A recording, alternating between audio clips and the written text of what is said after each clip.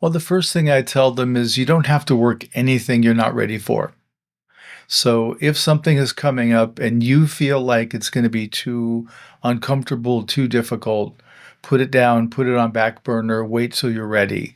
Because I talk a lot about ripeness, that both in our own development, we have to let ourselves ripen. Everybody comes on retreat.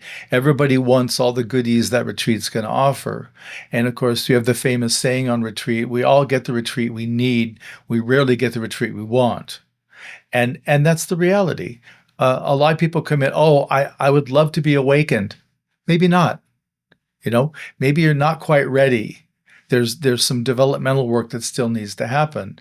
So I approach it where that's what's unfolding. There's a wisdom of the absolute unfolding that I'm a part of, but I'm not the source of. And so I have to appreciate that you come on retreat and have this big awakening. This was the ripeness, for the absolute in that particular location. So part of that comes into trust, understanding people ripen in their own way, and also developmentally. From my perspective, there's no end to the depth of awakening that we can have, meaning there's always more. And conversely, the personal material, there's always going to be more dysfunction to be revealed and worked. So we keep watching for our overreactions, regardless of where we think we are on the path, because there's always going to be personal material percolating up when we're ready from the unconscious that we can then compost. And that's really the function.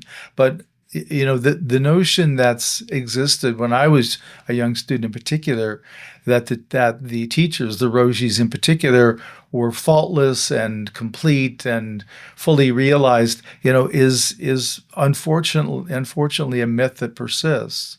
That we're still works in progress. We've reached a point where we can be broadcasting more than we need to be receiving, but the point is we're still receiving, we're still learning. I told my teacher, I think one of the big commonalities I've seen among the Zen teachers who've gotten in trouble is none of them are working with other teachers. And so they lose being a student. Like my teacher, Sando Roshi, and I, we see ourselves first as students.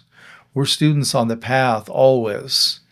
And that includes teaching. So we're always trying to learn along the way. And that really invites the humility where we can be open to hear from people and to have open exchanges.